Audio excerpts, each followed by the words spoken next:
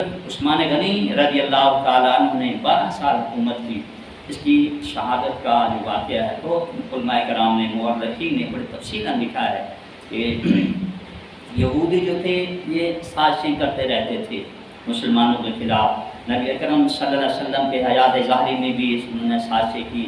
جب آقا علیہ السلام اس دنیا سے رخصت ہوئے، پردہ فرمایا، اس کے بعد وہ بڑے خوش ہوئے یہودی کہ نبی اکرم صلی اللہ علیہ وسلم جو ہے چلے گئے ہیں، اب صدیق اکبر کا جو ہے دور خلافت ہے، تو انہوں نے بڑی سازشیں کی، بڑی بغاوتیں کی، بڑے فتنے انہوں نے اٹھائے، لیکن کامیاب نہ ہوئے۔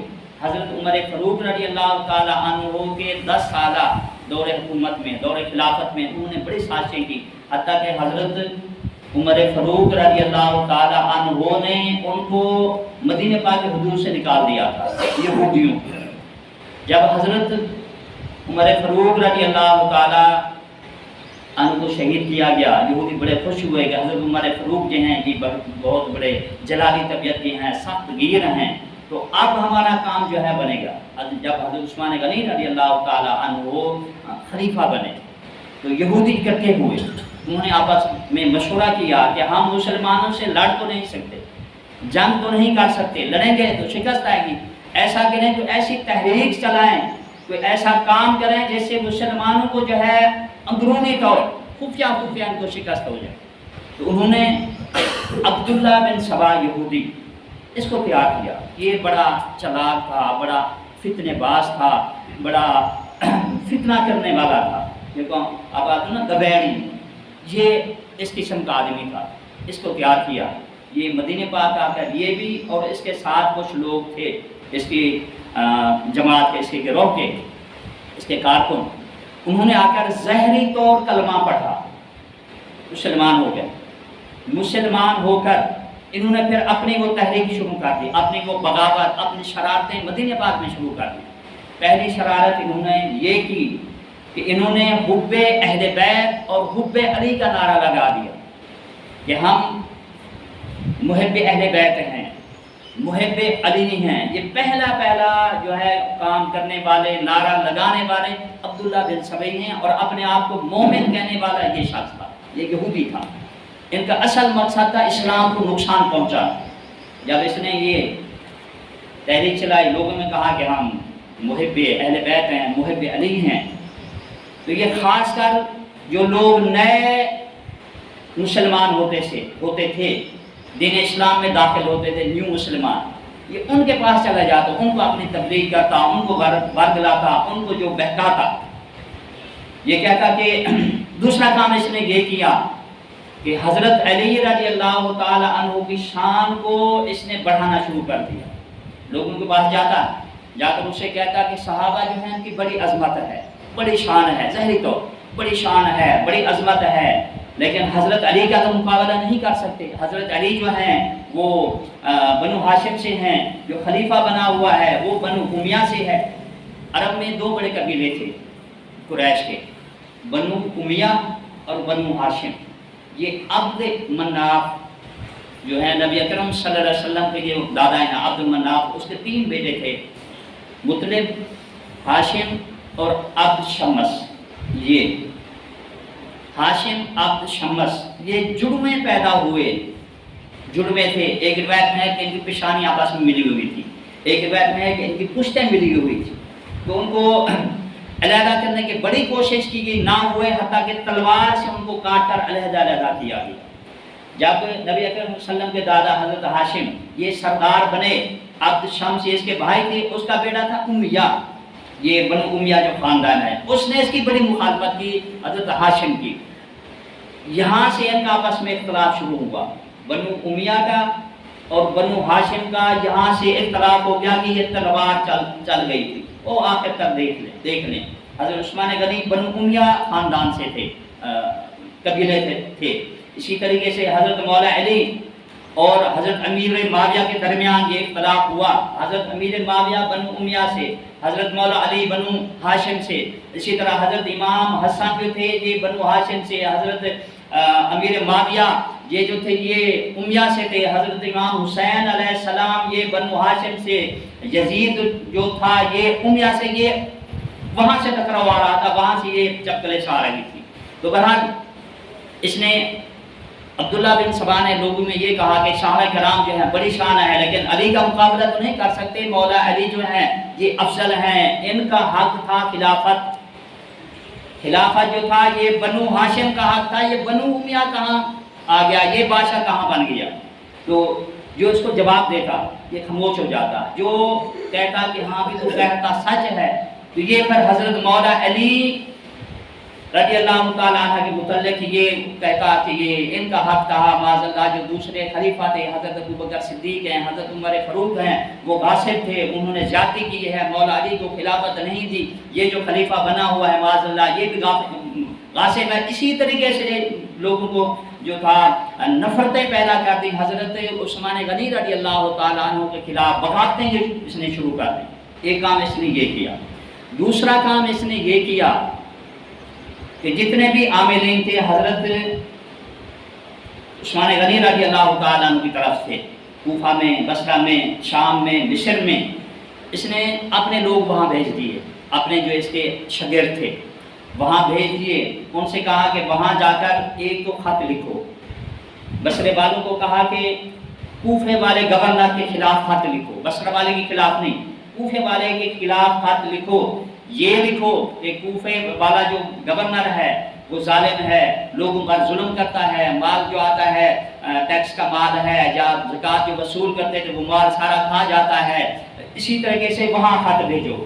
کوفے والے سے کہا کہ بصرہ والے اس کے خلاف لکھو، بصرہ بھیجو۔ اسی طرح اس نے یہ بغاوت چلائی، اور آخر میں اس نے کہا کہ یہ سارے خطوط یہ ہیں جہاں عثمان غنی کے پاس بھی، جب یہ سارے خط حضرت عثمان غنی کے پاس ہے کہ بصرہ کا کوفہ جو گورنر ہے وہ بھی ظالم ہے، کوفہ کا گورنر ہے وہ بھی ظالم ہے، مصر کا جو ہے وہ بھی ظالم ہے، تو حضرت عثمان غنی رضی اللہ تعالی عنہ نے ایک مجلس شورا بنائی اور فرمایا جا کر تحقیق کرو، وہاں جا کر بصرہ بھی چلے جاؤ، شام بھی چلے جاؤ، کوفہ بھی چلے جاؤ، عراق بھی چلے جاؤ۔ انہوں نے جا کر ساری تحقیق کی، وہاں سارا امن ہی امن تھا، ایسی بات کوئی ہے ہی نہیں۔ تو حضرت عثمان غنی نے جو گورنر تھے، عامل تھے، حج کے ایام قریب تھے، انہوں نے ان کو حکم نامے دیا، حکم فرمایا کہ ایسا کرو جتنے گورنر ہو آ کر حج کرو اور اعلان کرو جتنا بھی وہ علاقہ ہے، اس علاقے سے بھی لوگ وہاں آئیں، وہاں جو ہے گورنروں کے خلاف جو تحریک چلی ہوئی ہے وہاں جو ہے تمہارے جتنے بھی اعتراضات ہیں وہاں دور ہوں گے۔ تو جتنے گورنر تھے جب وہ حج پر آئے تو حضرت عثمان غنی رضی اللہ تعالیٰ نے سب کو جمع کیا، ان گورنروں کو بھی، ان کوفے والوں کو، بصرہ والوں کو، شام والوں کے جتنے بھی لوگ تھے، کوفے والے گورنر کو کھڑا کیا، پوچھا کہ اے کوفے والے بتاؤ اس گورنر میں کیا خامی ہے، یہ تم پر کیا ظلم کرتا ہے، یہ دیکھو تمہارے خطوط ہیں۔ انہوں نے کہا کہ ہمیں پتہ بھی نہیں ہے کہ ہمارے یہ خط ہیں کہ نہیں ہے۔ یہ اس کی جو سازش تھی یہ ناکام ہو گئی۔ دوسری سازش اس نے یہ کی مدینہ پاک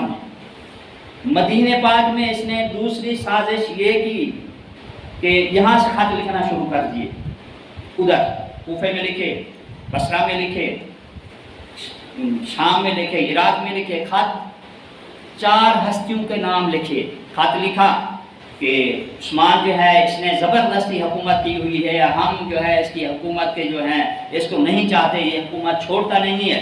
اسی طرح خط لکھا، خط لے کر نیچے لکھا من جانب حضرت طلحہ، من جانب زبیر، من جانب علی اور من جانب حضرت ام عائشہ صدیقہ رضی اللہ تعالی عنہا کا نام لکھا۔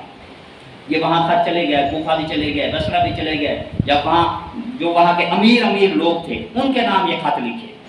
تو انہوں نے لشکر تیار کیے، 1,000 کا لشکر لے کر کوفے والے، بصرہ والے، شام والے سارے مدینہ پاک آ گئے۔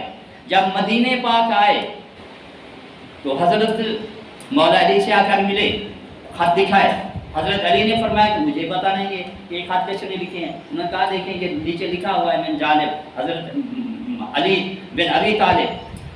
حضرت طلحہ سے ملے، ان کا دکھایا، حضرت زبیر سے ملے، ان کا جو خط دکھایا انہوں نے کہا ہمیں پتہ بھی نہیں ہے، یہ اپنے خیموں میں چلے گیا۔ جب اس عبداللہ بن سبا کو یہ خبر ہوئی، جو بھی اس کے ماننے والے کارکن تھے ان کو خبر ہوئی تو انہوں نے کہا وہاں جائے، خیمے میں چلے گئے۔ دوسرا حربہ تو انہوں نے کہا کہ تم نے جلدی کی ہے. اندر اندر حضرت علی بھی اپنے ساتھ ہیں، حضرت زبیر بھی اپنے ساتھ ہیں، حضرت طلحہ بھی اپنے ساتھ ہیں، مومنوں کی ماں حضرت ام عائشہ صدیقہ رضی اللہ تعالی عنہا وہ بھی اپنے ساتھ ہیں، اندر اندر ساتھ ہیں، تم نے یہ جلدی کی ہے، ایسا نہیں کرنا چاہیے تھا. تو اس کے بعد انہوں نے ایک مطالبہ کیا، یہ تیسرا حربہ اس نے استعمال کیا کہ مطالبہ یہ کرو کہ مصر کا جو گورنر ہے عبداللہ بن سعد وہ بڑا ظالم ہے، ظلم کرتا ہے، مال جو ہے وہ کھا جاتا ہے، ایسا کرو کہ ان کے معزول کرو، معزول کر کے محمد بن ابی بکر، یہ حضرت ابو بکر کے بیٹے ہیں محمد، ان کو گورنر بنا کر وہاں بھیجو. تو حضرت عثمان غنی رضی اللہ تعالیٰ عنہ نے حضرت مولا علی کو بلایا، جو بھی مجلس شورا کے ان کے رکن تھے، ممبر تھے، ان کو بلایا، مشورہ کیا. حضرت مولا علی کرم اللہ وجہہ الکریم نے، حضرت طلحہ نے، حضرت زبیر نے، حضرت ابو ہریرہ رضی اللہ تعالیٰ عنہ اجمعین، انہوں نے مشورہ دیا کہ ایسا کرو فوری طور ان کو معزول کر دو، کیونکہ یہ یہاں سے نکل جائیں، مدینہ پاک سے یہ نکل جائیں، ان کو معزول کر دو. محمد بن ابی بکر جو ہیں ان کو خلیفہ بنا دو. انہوں نے اپنا وہ لیٹر لکھا، آرڈر نامہ نکال کر ان کو دیا کہ یہ دیکھا چلے جاؤ. جب وہ وہاں چلے گئے، پیچھے اس نے ایک اور سازش کی، مروان بن حکم، اس کو اس نے پیسے دیے، پیسے دے کر ایک دوسرا لیٹر، یہ مروان بن حکم جو تھا یہ حضرت عثمان غنی کا ایک کاتب تھا، وزیر سے کہتے ہیں. تو اس نے عثمان غنی رضی اللہ تعالیٰ عنہ جو پیر تھا اس پر یہ لکھا کہ محمد بن ابی بکر آ رہے ہیں، ایسا کرنا کہ جب یہاں وہاں پہنچ جائیں بصرہ میں ان کو پکڑ کر قتل کر دیں. یہ اس نے لکھ کر بیت المال کا اونٹ لے کر سواری کے طور پر ایک اپنا قاصد بھیجا. جب یہ قاصد بھیجا تو راستے میں ان لوگوں نے اس کو پکڑ لیا، وہ خط دیکھا کہ یہ کیا.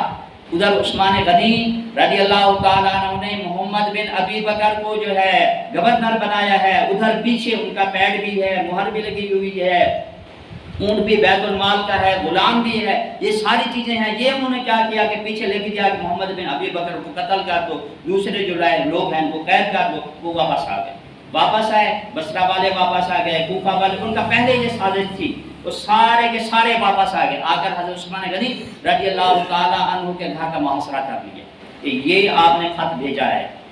عثمان غنی رضی اللہ تعالیٰ عنہ نے مسجد نبوی میں لوگوں کے سامنے خطبہ ارشاد فرمایا اور قسم اٹھائی کہ مجھے اس کا پتہ نہیں ہے. تو وہ دو چیزوں سے پکڑے گئے. ایک یہ چیز تھی کہ کوفہ والے ادھر جا رہے ہیں، بصرہ والے، مصر والے ادھر جا رہے ہیں، ان کو کیا پتا کہ خط وہاں پکڑا گیا. یہ بھی واپس آ گئے، وہ بھی واپس. تمہیں کس طرح پتا تھا؟ یہ تمہاری پہلے سازش تھی، تمہارا یہ پروگرام تھا واپس آنے کا. ایک یہ، دوسرا اس تحریر سے، جو تحریر تھی، یہ کس کی تحریر ہے؟ اس تحریر سے پکڑے گئے کہ یہ مروان بن حکم کی تحریر ہے. تو بہرحال انہوں نے حضرت عثمان غنی رضی اللہ تعالیٰ عنہ کے گھر کا محاصرہ کر لیا. حج کے ایام تھے، جتنے بھی گورنر تھے، جتنے بھی فوجیں تھیں، وہ سارے حج پر تھے. محاصرہ 40 دن تک ان کا محاصرہ رہا گھر کا. حضرت عثمان غنی رضی اللہ تعالیٰ عنہ جو تھے یہ اپنے مکان کی چھت پر چڑھ کر ایک طویل خطبہ ارشاد فرمایا. لوگوں سے فرمایا کہ لوگوں، کیا تم مجھے نہیں جانتے کہ میں کون ہوں؟ میں نبی اکرم صلی اللہ علیہ وسلم کا دوہرا داماد ہوں، ذی النورین ہوں. اے لوگوں مجھے پہچانو کہ میں آقا علیہ السلام کا رشتہ دار ہوں، جو نبی صلی اللہ علیہ وسلم کا رشتہ دار ہے. قیامت کے دن آقا علیہ السلام اس سے شفاعت کریں گے، شفاعت کر کے جنت میں لے جائیں گے. اے لوگوں مجھے پہچانو. یہ دیکھو، یہ میرا ہاتھ، یہ میرا ہاتھ. اس نبی اکرم صلی اللہ علیہ وسلم نے اپنے ہاتھ کو میرا ہاتھ فرمایا ہے. اے لوگوں مجھے پہچانو میں کون ہوں. نبی اکرم صلی اللہ علیہ وسلم نے کئی بار مجھے جنت کی بشارتیں دی ہیں. اے لوگوں، جو بیر روما میں نے خرید کر کے وقف کیا تھا، آج تم نے اس کا پانی روک دیا ہے. جو میں نے خریدا ہے وہ میرا ہے. اے لوگوں میں وہ ہوں جس نے مسجد نبوی کی زمین خرید کر بھی وقف کی ہے، جنت المکی قبرستان کی زمین خرید کر بھی جو ہے وقف کی ہوئی ہے، جس میں تمہارے فوت ہوتے ہیں لوگ، اس میں دفن کرتے ہیں. لوگوں میں وہ ہوں.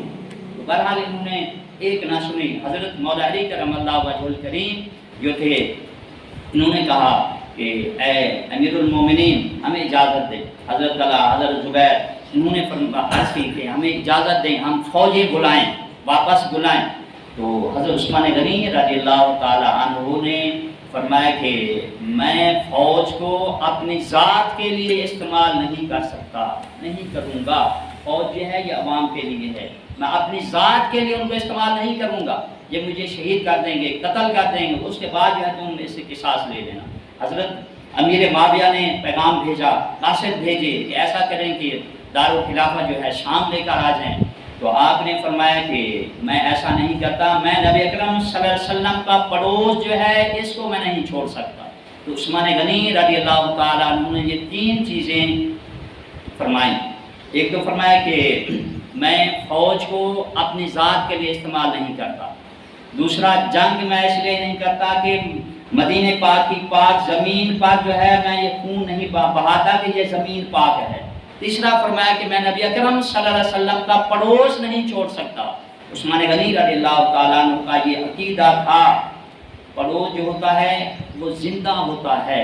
ان کا یہ عقیدہ تھا کہ آقا علیہ السلام اپنی قبر انور میں بھی جلوہ افروز ہیں تو زندہ ہیں، یہ عثمان غنی رضی اللہ تعالیٰ عنہ کا عقیدہ تھا۔